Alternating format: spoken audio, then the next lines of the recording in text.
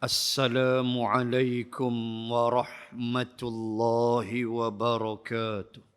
Alhamdulillahi rabbil alamin.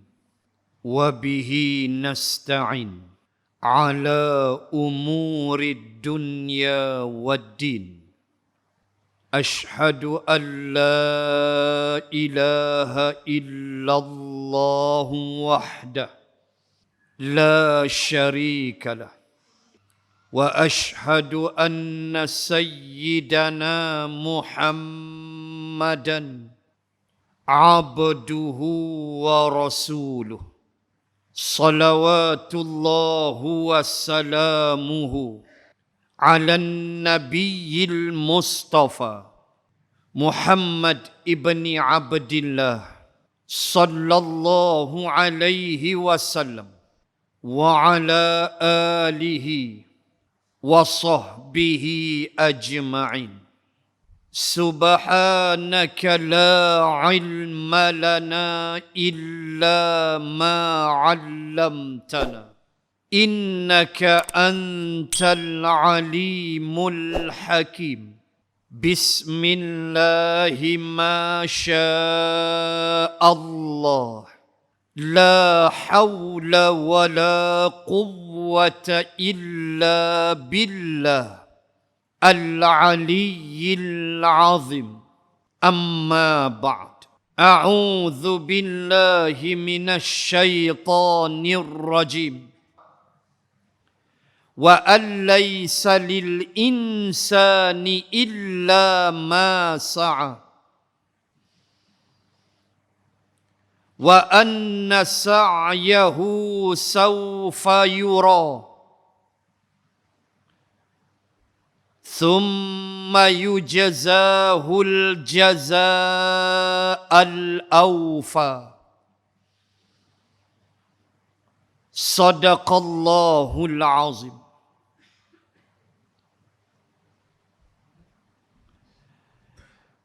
Dan sesungguhnya apa-apa yang diusahakan oleh manusia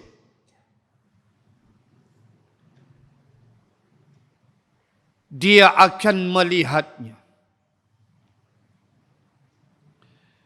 Thumma yujazahul jazaa'al awfa. Kemudian dia akan dibalas dengan balasan yang paling sempurna dari sisi Allah. Yang dimuliakan seluruh kepimpinan masjid, Tuan Imam, muslimin dan muslimat rahimakumullah.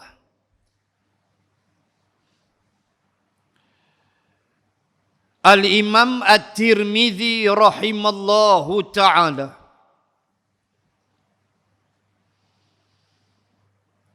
telah memuatkan suatu kisah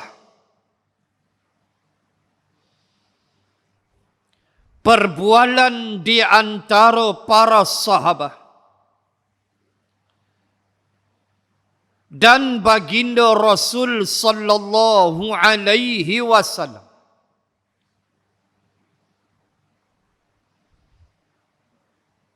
Su'ila Rasulullah sallallahu alaihi wasallam an aktsari ma yudkhilun nasal jannah. Faqala sallallahu alaihi wasallam taqwallah wa husnul khuluq wa su'ila an ma aktsari yudkhilun nar. Faqala sallallahu alaihi wasallam, al-famu wal faraj. Rawahu Tirmizi. Pada suatu hari, para sahabat telah bertanya Nabi sallallahu alaihi wasallam an aktsari ma yudkhilun nasal jannah. Apakah dia sifat? Apakah dia perangai? Sahabat tanya Nabi, su'ila, sahabat tanya Nabi, an aktsari yudkhilun nasal jannah. Apakah perangai, sifat, ciri-ciri yang manusia ni, wahai Rasulullah, yudkhilul jannah, masuk syurga? Sahabat nak tahu. Dan sudah tentulah, lagi-lagilah kita yang bukan sahabat. Bayangkan para sahabat, setara mereka hidup dengan Rasulullah, Rasulullah bersama dengan mereka, Rasulullah berdamping dengan mereka, mereka keluar berjihad dengan Rasulullah. Kemana Nabi pergi, mereka ada. Tuan-tuan muslimat, boleh bayang iman para sahabat. Dalam suasana macam tu pun, keistimewaan yang mereka perolehi, bahawa Rasulullah hidup bersama mereka. Pun mereka tanya, bagi tahulah kami, apa dia sifat, apa dia jalan nak masuk syurga. Ya Allah, ya Tuhan, hebatnya iman para sahabat. Walhal dah bersama Nabi, tetap mereka tanya, aktsari ma yudkhilun nasal jannah. Apa dia sebab ya Rasulullah ramai manusia boleh pergi syurga? Patut tak payah tanyalah, kamu sahabat, baik Ansar, baik Muhajirin, kamu sahabat yang Nabi jamin, Nabi bersama mereka. Ketika Ansar merasa tidak puas hati dalam satu peristiwa, ketika Ansar tidak puas hati selesai peperangan Hunain di kawasan Masjid Ja'ranah yang kita ziarah di musim haji dan umrah. Boleh baca Ji'ranah pun boleh, Ja'ranah atau Ji'ranah. Kawasan yang Rasulullah membahagikan harta rampasan perang dalam peperangan Hunain. Perang Hunain berlaku selepas Fathul Makkah. Puak Hawazin dan puak Thaqif enggan memeluk Islam dan melancarkan perang terhadap Rasulullah. Maka berlakulah peperangan di suatu lembah nama dia Hunain. Kan kalau kita dari Madinah, kita nak masuk Makkah, kan kita boleh tengok signboard Hunain belah kiri, masuk ke dalam. Dalam 1 jam setengah nak sampai Makkah. Kalau tak lena lah, kalau lena tak nampak lah. Selalu tak lena ni ustaz seorang lah nak talbiah tak lagi. Mereka lena. Lagu tu lah. Lalu berlaku perang Hunain, ringkah cerita, bahagi harta rampasan perang di Ji'ranah. Ansar tak puas hati sebab Nabi bagi semua harta rampasan dekat geng Mu'allafun. Geng Mu'allaf iaitu Abu Sufyan dan bala tentera dia seramai 2,000 orang yang baru memeluk Islam. Dalam Fathul Makkah baru terima Islam, tiba-tiba Nabi bagi semua kambing, qibas, unta, harta rampasan perang tu bagi semua ke puak-puak Abu Sufyan. Ansar terasa hati. Ni nak cerita rapatnya Nabi dengan Ansar. Lagi kita patah balik hadis. Bila malam nak tidur, Ansar menyembang dalam khemah. Orang-orang Ansar menyembang. Hai, dia kata, awak ni tak kena Rasul ni. Dia nak balik ke Makkah balik ke? Kata seorang Ansar. Nabi dah tak nak dengan kita dah ke? Dia bagi semua ke Abu Sufyan. Abu Sufyan orang Makkah. Ada ke Nabi nak tinggalkan kita dah?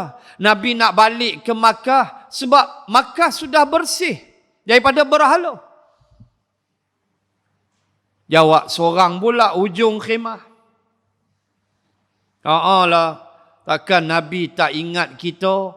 Kita sambut Nabi hijrah macam-macam, tak puas hati, tak dapat harta rampasan dalam perang Hunain. Sebab tidak semua orang Ansar kaya raya. Ada yang miskin. Jangan kata qibas, bulu hidung qibas pun Nabi tak bagi dekat Ansar. Bagi semua ke Abu Sufyan ambil. Nabi nak ajar Abu Sufyan, geng Mu'allaf ni. Jangan duk ingat Islam ni lekeh. Ambil. Ansar lupa. Jibril alaihi salam sentiasa diutus Allah. Lalu Jibril mengadu ke Nabi, ya Rasulullah, pergilah selesaikan cepat. Ansar tak puas hati tu. Nabi khemah lain. Itu yang pergi. Itu yang Nabi kata sudah sampai kepada aku berita bahawa kamu tak puas hati. Aku bagi semua kepada Abu Sufyan. 1 ekor kambing pun Nabi tak bagi kepada Ansar. Nabi kata, demi Allah wahai Ansar, kalaulah Allah bertanya kepada aku, waktu nak jadi Allah nak cipta aku dulu, kalaulah Allah tanya aku nak jadi golongan Ansar ke Muhajirin, nescaya aku jawab, jadikan aku di kalangan Ansar kerana sayang kasihnya aku kepada kamu, kata Rasulullah. Nabi sebut macam tu, Ansar mula menangis. Sampailah Nabi kata, wahai Ansar, esok kita akan pulang. Abu Sufyan balik ke Makkah, membawa unta, qibas, kambing yang banyak. Tetapi kamu pulang ke Madinah, membawa aku Rasul kekasih Allah. Meraung Ansar. Menyesal mereka. Allah, mereka menangis dan bertaubat kepada Allah kerana tak ada nilai dah Rasul bersama mereka. Apalah sangat harta rampasan perang tu, kamu ambillah, kami ada Rasulullah. Allahu Akbar. Tu dia Ansar. Baik, balik pada hadis. Lalu Rasulullah ditanya oleh para sahabat, an aktsari ma yudkhilun nasal jannah. Ya Rasulullah, apa dia perangai sifat yang bawa manusia cepat banyak ke syurga Allah? Nabi jawab 2. Nabi kata dua sifat ni kamu kena ada. Pertama, taqwa Allah. Kamu mesti bertakwa kepada Allah. Takwa ni paling mudah kita nak sebut. Takut kepada Allah. Senang cerita. Takut kepada Allah ni pecahlah macam-macam perbahasan. Gerun dengan siksaan Allah. Gerun dengan hukuman daripada Allah. Gerun dengan pembalasan daripada Allah. Apakah tuan-tuan muslimat tidak tersentak jiwa apabila tuan imam membaca rakaat pertama tadi surah Al-Zalzalah? Ayat pertama aja cukup dah mendatangkan kegerunan, ketakutan, menambah iman kita kepada Allah apabila Allah sebut idza zulzilatil ardu zilzalaha. Allah bagi kita sikit merasakan sedikit goyang ketika berlaku tsunami. Kan saya rasa pagi tsunami 26 Disember saya kuliah duha di Parit Bunta. Saya masih ingat. Di surau Kampung Kedah, Parit Bunta, surau tepi jalan tu. Saya masih ingat saya sampai 8.45 kuliah duha pukul 9. Saya nak ambil wuduk 8.50. Saya rasa goyang, saya rasa pening, saya rasa nak muntah. Saya tengok tiang elektrik, tiang tepi jalan tu dah bergoyang. Oh, sudah. Lepas tu, saya tengok ada 2-3 orang terjun daripada surau. Confirm nak mati syahid dah waktu tu. Mereka terjun daripada surau. Saya kata sudah, saya rasa pening, nak muntah. Saya rasa dia punya shaking sikit ketika Aceh meletup sana. Terasa kita. Duk tengok goyang dah tiang telefon tu. Kata sudah nak kiamat ke ni? Tu hati saya tu. Fikir-fikir hari Ahad. Nabi habaq kiamat hari Jumaat. Lega. Lepas tu hati habaq. Dah kalau Allah nak buat, Allah buat lah walau hari Ahad pun. Dia main takut. Kita rasa sikit lah. Pening lah. Yang terjun surau. Lompat terus. Surau tu tangga 5 ke 6. Dia punya lompat. Saya ingat kalau tangga 30 dia tak berani. Pakai hospital Parit Bunta jawab dia. Pucat lesi saya kuliah. Waktu tu pun dah tak berapa sedap perut. Kira berhenti habis awal macam PKPP jawab dia. Malam ni kita waktu kecederaan sikit. 8.40 saya berhenti. Injury time. 10 minit. Tuan-tuan. Kita rasa sikit. Kita tengok gempa di Tokyo, di Japan, di Kobe. Ingat gempa bumi di Kobe. Highway bertemu. Berapa skala Richter? Baru 7, baru 8. Gempa bumi di Mexico City. Baru 8 point something. Allah kata zilzalaha. Kami goncang bumi dengan segoncang-goncangnya. Bukan main-main. Tak ada rasa gerunkah kita? Wa akhrajatil ardu athqalaha. Waktu tu dia keluar semua habis. Keluar ketui mah. Keluar, kalau buka tafsir, keluar minyak, keluar. Waktu tu tak teringin dah. Wa qala al-insanu ma laha. Berkatalah manusia, ni awak ni. Ma laha, pasal apa ni? Sambil duk isap okok, mereka menyimbang. Okok isap juga. Tengok ketui mah keluar. Tengok minyak keluar. Tak ada selera dah waktu tu nak ambil. Allahu Akbar. Sebab itu takut kepada Allah. Taqwa Allah. Walaupun banyak tafsiran, Allah ditaati, tidak dikufuri, Allah disyukuri, tidak diengkari, dikufuri, ditaati, tidak diengkari, Allah diingati, tidak dilupai. Itu juga tafsiran takwa. Banyak tafsiran takwa, tapi paling rendahnya takut kepada Allah. Fa'alul lima yurid. Allah nak buat apa dia buat.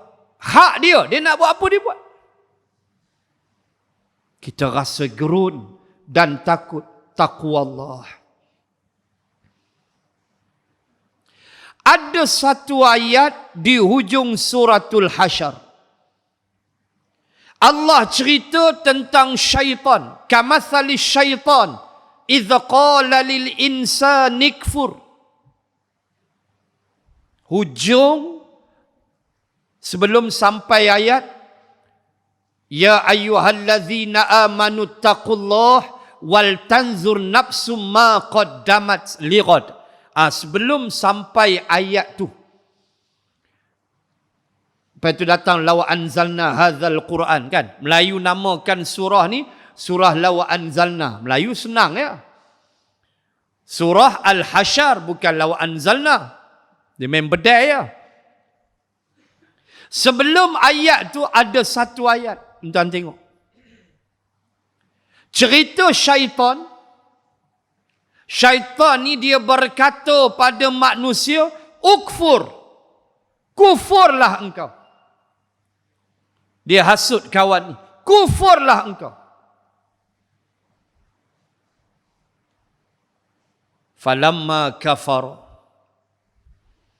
Tatkala si Mamat ni kufur, dengar cakap setan.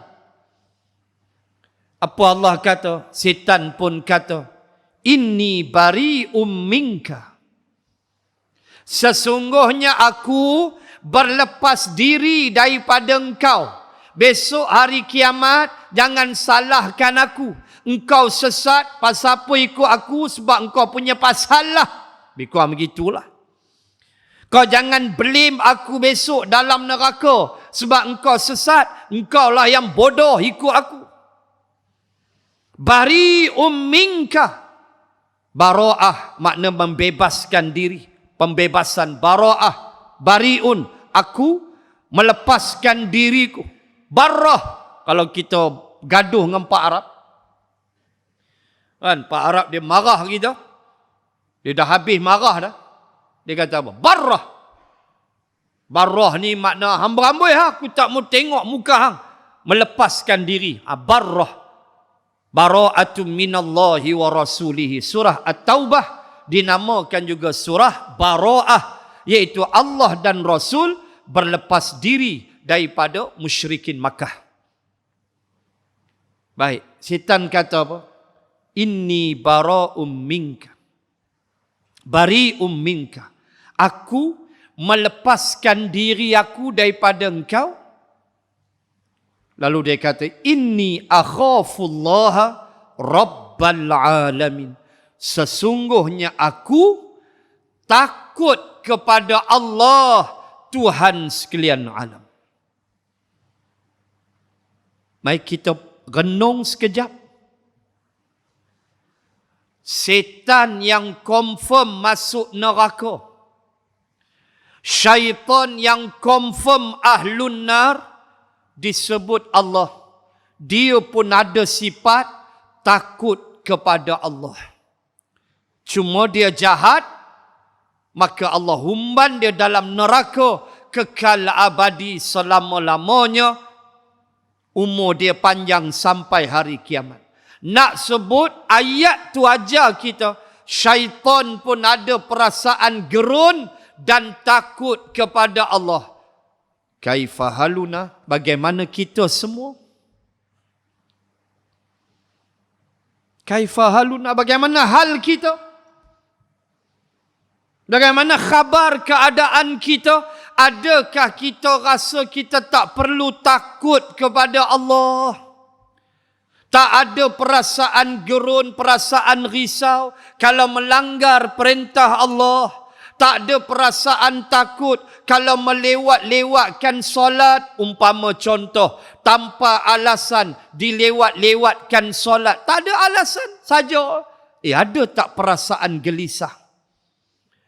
Zuhur 1:12 pergi semayang pukul 3. Tak ada alasan pun. Saja-saja. Tak elok, berdosa walaupun ada waktu semayang lagi. Tapi perbuatan kita tu tak elok.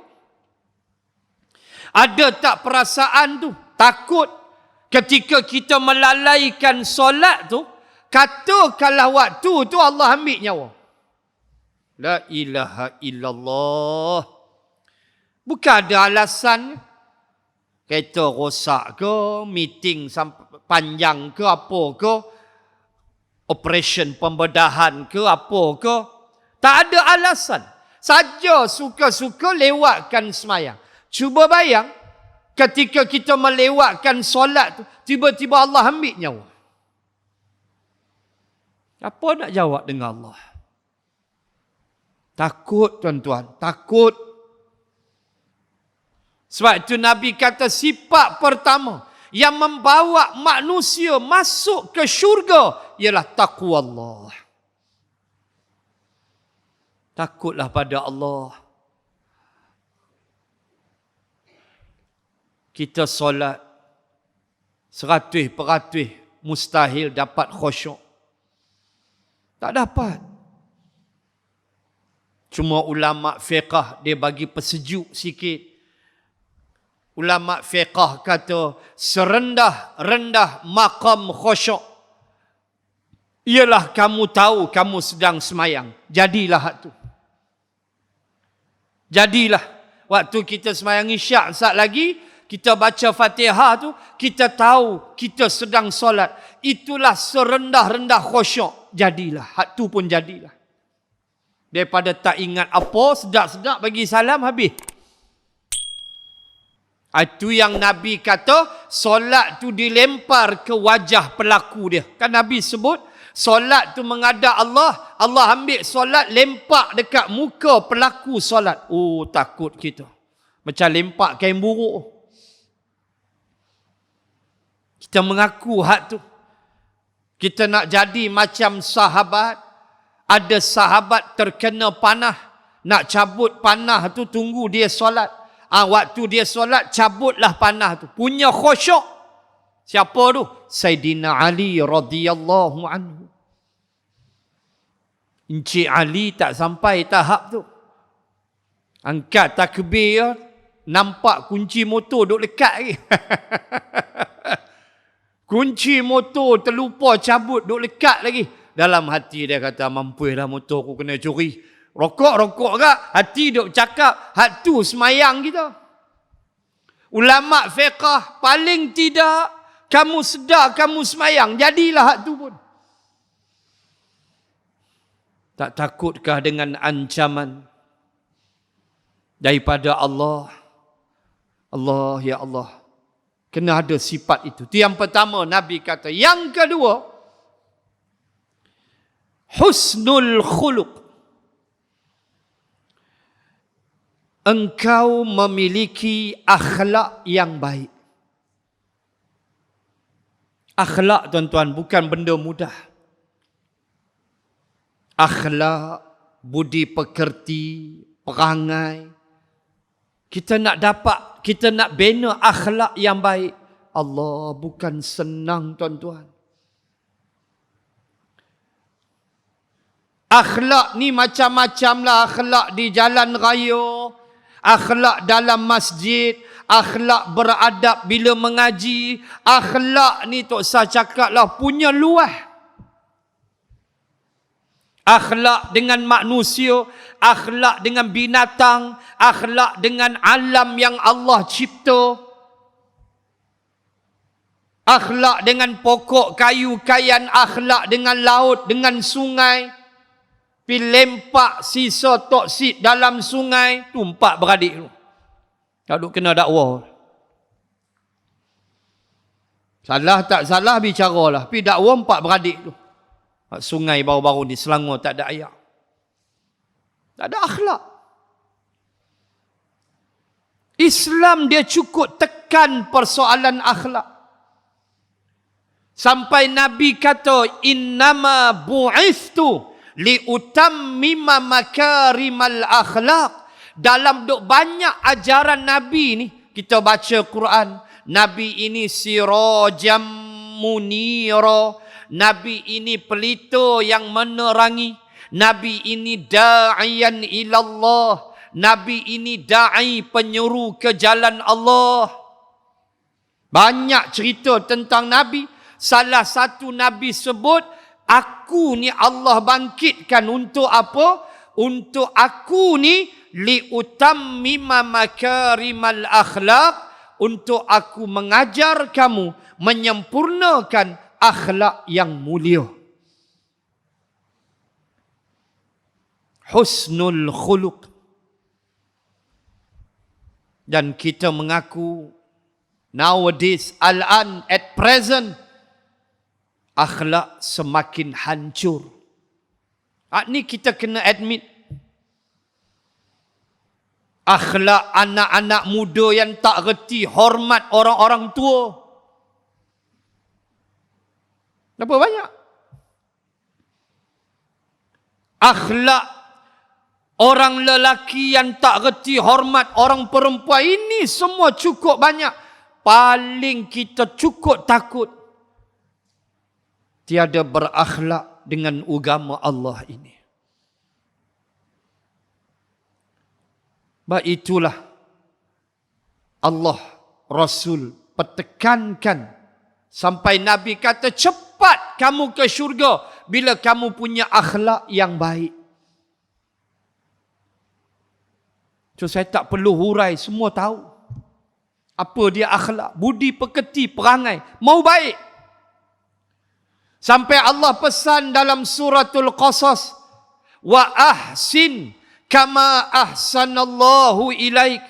Kamu kena buat baik dengan manusia seperti mana aku buat baik dekat kamu. Allah beritahu kita.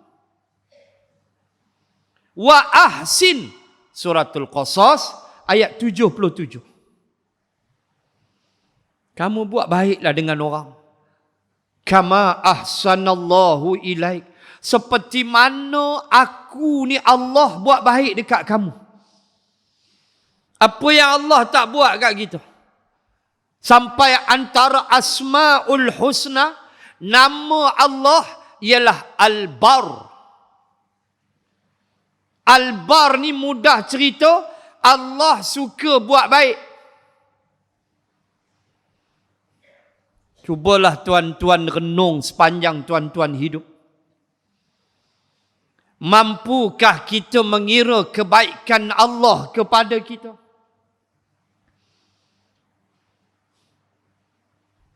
Kadang-kadang diberinya musibah, bukan tanda dia benci dekat kita, tetapi diberinya musibah untuk menyedarkan kita. Cakap ustaz tak mau dengar, cakap orang tua tak mau dengar, cakap jiran tak mau dengar, Allah bagi musibah. Dia sayang kat kita, dia nak sedarkan kita, dia bagi musibah. Aksiden, patah kaki. Kan? Patah dua-dua kaki. Pasal apa?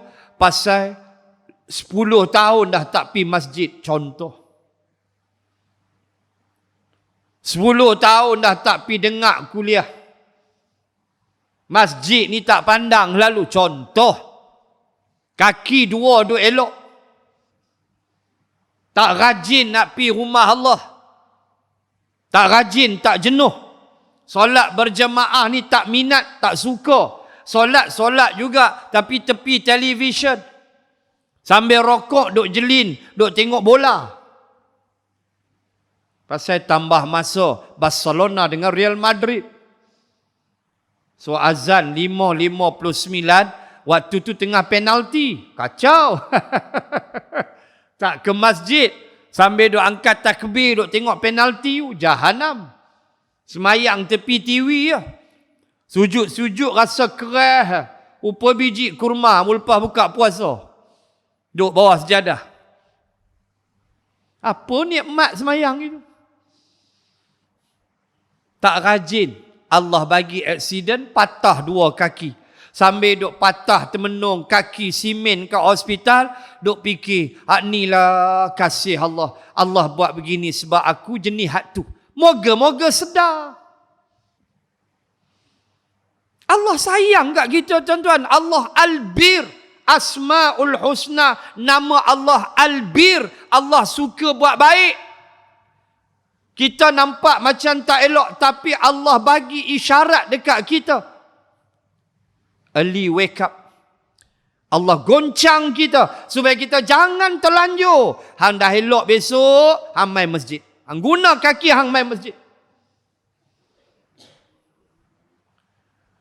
Niaga, kaya raya sampai tak ingat zakat keluar. Alhamdulillah. Tapi dengan fakir miskin, dengan ni dia tak berapa sangat. Zakat perniagaan tu keluarlah.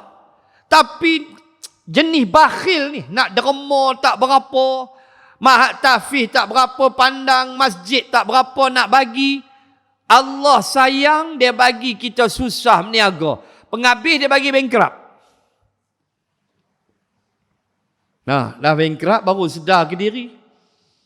Kereta kena lelong, rumah kena lelong. Ada tak orang kena macam tu? Ada. Dan dia patah balik. Tu cara Allah. Allah sayang ke tu? Ya. Allah bukan zalim kita, tu tanda Allah sayang. Kalau dia biar kita mati dalam keadaan begitu, habis. Dia goncang kita biar kita sedar. Macam-macam cara Allah buat nak sedarkan kita. Maka Allah kata, wa ahsin kama ahsanallahu ilaik. Kamu buat baiklah pada orang lain macam mana aku buat baik kat kamu. Tak ada berkira Allah dengan kita. Begitulah kita dengan manusia. Buat baik. Kalau dia salah, kita perbetulkan. Tegur dengan cara elok. Kalau dia susah, kita cuba bantu. Kalau dia minta nasihat, kita bagi sekadar mana kita tahu. Buat baik, ini Allah perintah. Sebab ending kita tak tahu. Itu yang Imam Ghazali pesan. Jangan kamu pandang hina pada orang yang berbuat dosa. Bukan makna kita redha dengan dia, tak. Dengan dosa tu, tak. Tetapi kita takut dengan hadis Nabi, ada manusia yang beramal, dia dengan syurga sejengkal. Shibrin. Punya dekat. Nak kata amal dia tu. Takdir Allah mengatasi, kata Nabi. Ketika dia nak mati, dia beramal dengan ahli neraka. Mati dia. Masuk neraka. Mayang kuat, puasa sunat kuat. Tak hujung-hujung nyawa tu dia menyembang. Dia kata, Mak Hang weh, kata aku teringin nak kena guni stout segala. Kan? Asyik kena teh tarik, kopi tarik. Teh tarik, kopi tarik. Aku ingat nak kena guni stout tarik segala. Asyik tengok aja, mau sekali mau hai juga dia kata. Hampir. Elok-elok tuang baru nak masuk malaikat maut ambil. Mampus. Takut. Tu Nabi sebut tu. Siapa boleh jamin ni? Siapa boleh jamin ni? Saya tak boleh jamin, tuan-tuan, kita semua tak boleh jamin. Apa yang kita minta ialah husnul khatimah. Tu ya. Sebab Nabi kata ada orang sejengkal dah nak pergi syurga, punya dahsyat amalan, mati dia. Ending dia ahli neraka, masuk neraka dia. Ada orang kata Nabi, dia dengan neraka sejengkal. Perangai ni tak tahu nak habaq semayang tidak, apa tidak. Jahat tak ada ayat. Mai umur 60 lebih, Hati tu berdetik, kata aku sampai bila lah lagu ni. Mau pergi masjid timah, dia kata mau mengaji, aku nak berubah ya Allah. Tengah jalan mati. Thumma yudrikuhul maut faqad waqa'a ajruhu 'ala Allah. Di tengah jalan, kata Allah, dia ditimpa dengan kematian, maka Allah kata pahala dia dapat. Tetap pahala dia di sisi Allah. Tengah jalan dia mati, nak pergi masjid timah, nak mengaji, 60 tahun umur, kuliah apa pun tak pernah main, semayang apa pun dia tak tahu. Tiba-tiba dia nak berubah, dia dengan neraka sejengkal, tengah jalan mati, nak pergi masjid timah, nak mengaji. Nabi kata dia pergi syurga. Siapa boleh jamin? Tak ada siapa boleh jamin, melainkan husnul khatimah. Maka diajar buat baik dengan orang. Imam Ghazali kata tengok orang berdosa, jangan pandang dengan penghinaan, nasihatlah. Walaupun kita tak redha dengan dosa tu, boleh jadi dia berubah. Boleh jadi dia berubah. Kita jangan rasa kita hebat. Satu benda yang amat menakutkan ialah merasakan kita hebat. Habis. Kerana itu sifat siapa? Sifat iblis. Ana khairum minhu. Aku lebih baik daripada Adam. Khalaqtani min narin wa khalaqtahu min tin. Aku api, Adam tanah. Aku lebih hebat. Lebih hebat, rasa hebat je. Punah kita. Maka merendah dirilah. Sampai Imam Hasan kata, Imam Hasan Al-Basri, orang Iraq, lahir di Basrah, nanti yang Al-Basrah. Bukan Basri, Basri itu bukan nama. Basrah, tempat dia lahir. Kita ada bas nama Basri Jaya. Di Kuala Lumpur lah tempat saya dulu. Di Kuala Lumpur ada Basri Jaya. Ada bas mini, ada Basri Jaya. Lah tak ada lah kot. Basri Jaya tak ada dah. Imam Hasan Al-Basr. Bas tu makna Basrah. Tempat dia lahir. Dia kata apa? Dia kata, kamu tidak tahu.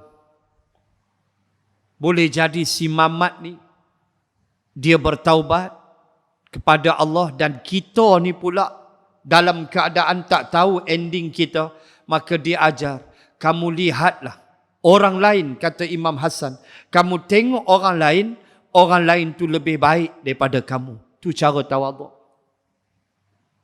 Jangan rasa hebat. Kita tengok orang lain, orang tu lebih hebat daripada aku. Ya Allah, aku tak ada apa, ya Allah. Hamba-Mu yang hina. Orang tu lebih hebat daripada kita. Begitu cara tawaduk. Bila kita tawaduk, mana tempat nak pergi? Syurga.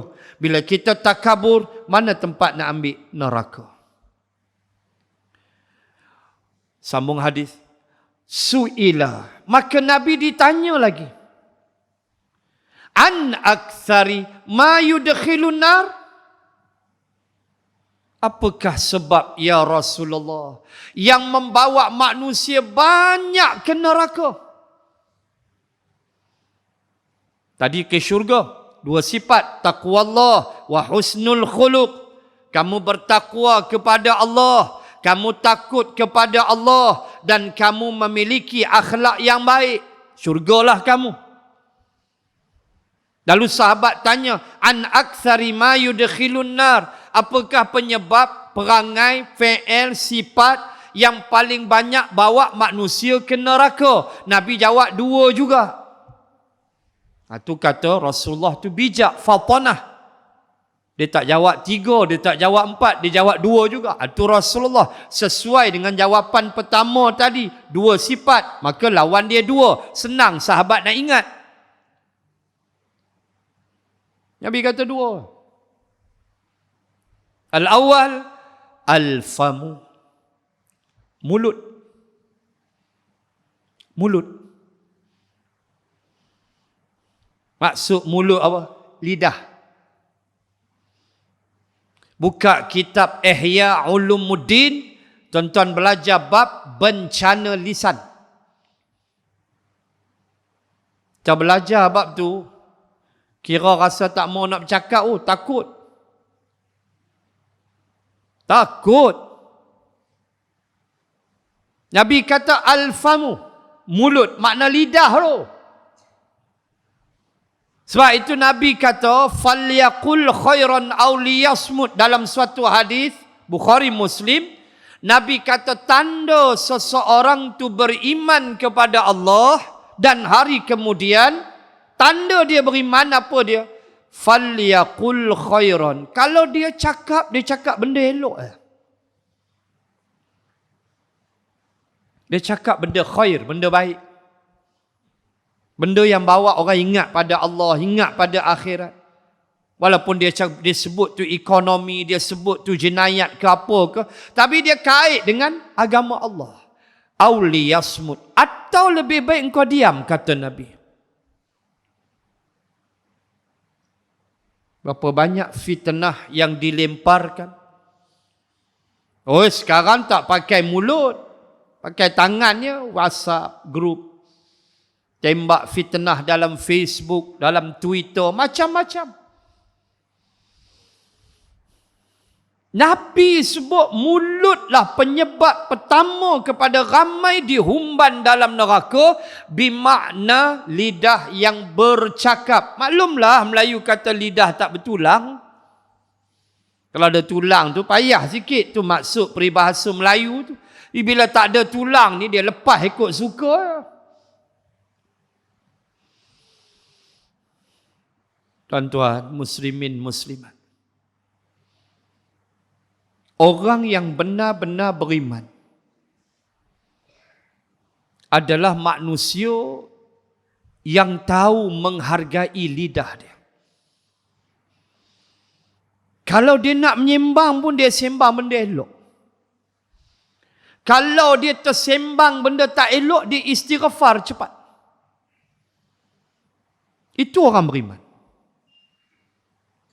Sebab itu kita mesti menghargai sekeping lidah yang Allah sebut walisana wa syafatain. Aku buat kamu sekeping lidah dan 2 ulas bibir. Kalau tak ada bibir payah nak bercakap. Walaupun ada lidah, bibir kena ada. Sebab tu Allah sebut wa syafatain, musyafahah. Budak-budak kalau exam, musyafahah makna menghadap ustaz tu hang mengaji, ustaz nak dengar. Beradab dengan tok guru, musyafahah, baca Quran. Daripada kalimah syafatain makna bibir, 2 ulas bibir. Sekeping lidah. Kalau ada lidah, bibir tak ada, habis juga, tak boleh bercakap. Kena ada bibir. Kalau hitam bibir tu, seokok lah, confirm. Hitam campur lebam, tu okok lah.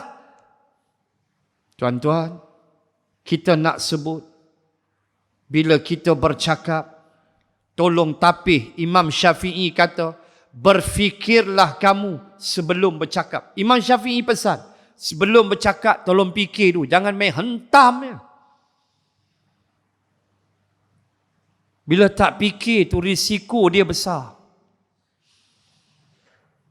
Sebab itu Nabi tak bagi seorang hakim menjatuhkan hukum dalam keadaan dia sedang marah. Waktu dia marah, dia jatuh hukum. Nabi tak bagi. Takut nanti dia jatuh hukum tak betul. Tengah marah. Fikir dulu. Kita suami isteri, jaga, fikir nak bercakap. Jangan duk bergurau tak ketahuan, bergurau bab talak, bergurau bab cerai, fikir. Walaupun bergurau, jatuh talak. Na'udzubillah. Walaupun boleh rojok dalam masa iddah, tapi Islam dia jaga sungguh lidah ni. Jangan mencaci orang. Nabi tak bagi caci orang. Memaki hamun orang, Nabi tak bagi. Islam tak bagi caci keturunan orang.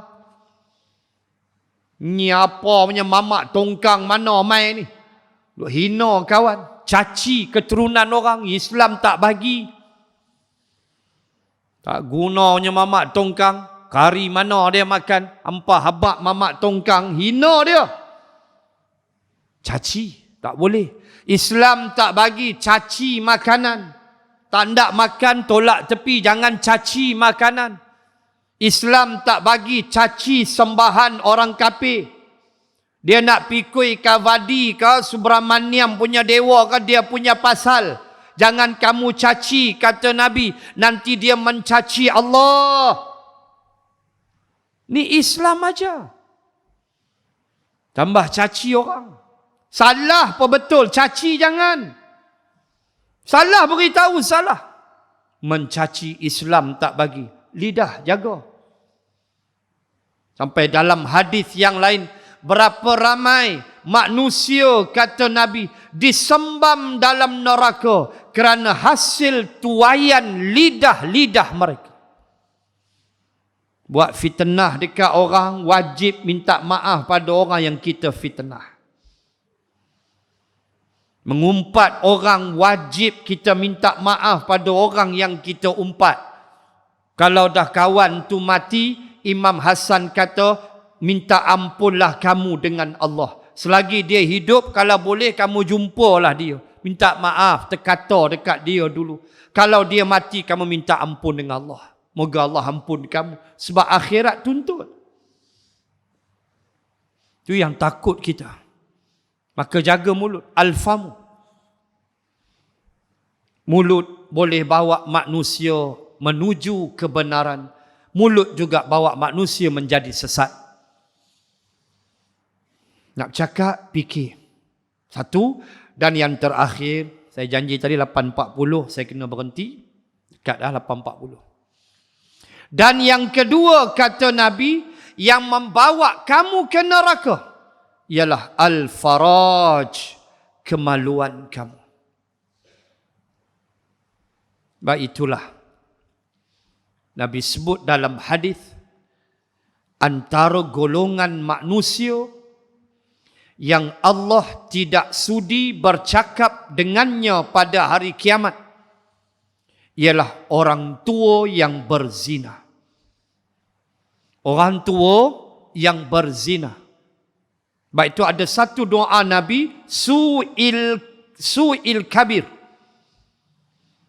Antaranya Nabi berdoa, ya Allah, aku berlindung kepadamu daripada buruknya umur tua. Ada satu doa Nabi aja. Penuh doa tu saya tak ingat. Tapi Nabi aja minta berlindung buruknya kita waktu kita dah tua. Su'il kabir. Buruknya waktu usia tua. Umur 60 pi dangdut lagi, apa kejadah ni? 60 Nabi 63 habis dah. Umur 70 pi qada hajat lagi di danau. Alah, tak boleh lah, sempadan tutup. Kan? Bunyi tu qada hajat, amboi kemah. Umur 70 pi menyembang lagi kedai kopi mendam haji ni, apa dia ni? 70, lama mana lagi hang nak hidup? Orang wukuf setahun sekali Arafah, hang wukuf hari-hari kedai kopi. Haji. Dahlah dam haji ni. Dapat haji jahat. Sebelum dapat haji baik. Warak. Satu makan elok. Sampai ujung boleh haji, satu kepala lagi, serban sudah pakai. Ni dia punya langkah makan. Ada pengajaran juga haji dam tu pun. Nah, abang kata ada Pak Haji perangai lagu tu. Berlambak. Balik haji tak ketahuan perangai. Sebelum haji isap Benson, balik isap Marlboro. Kemah. Haji Marlboro sebab dia duk ingat mabur. Ataupun mabrur. Mabur terbang. Mabrur. Marlboro jawab dia. Nabi kata jaga kemaluan. Sampai sahabat bila Nabi dalam hadis lain, Nabi kata sesungguhnya ia adalah sedekah ketika disalurkan kepada kebaikan jadi sedekah, dapat pahala. Suami isteri bercampur, dapat pahala. Sahabat tanya, ya Rasulullah, hak tu pun boleh pahala? Sahabat tanya. Nabi tanya balik, bagaimana kalau salur ke tak elok berzina, dapat dosa tak? Nabi tanya. Sahabat kata, ya. Gitu.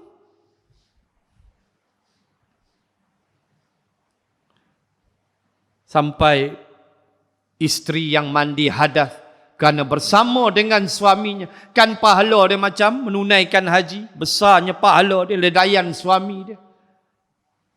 Janganlah setiap malam pergi haji pula. Kan? Nak tidur jom pergi haji, mampu. Agak-agak lah bro. Kita nak sebut pahala dia tu, salurkan ke tempat yang baik.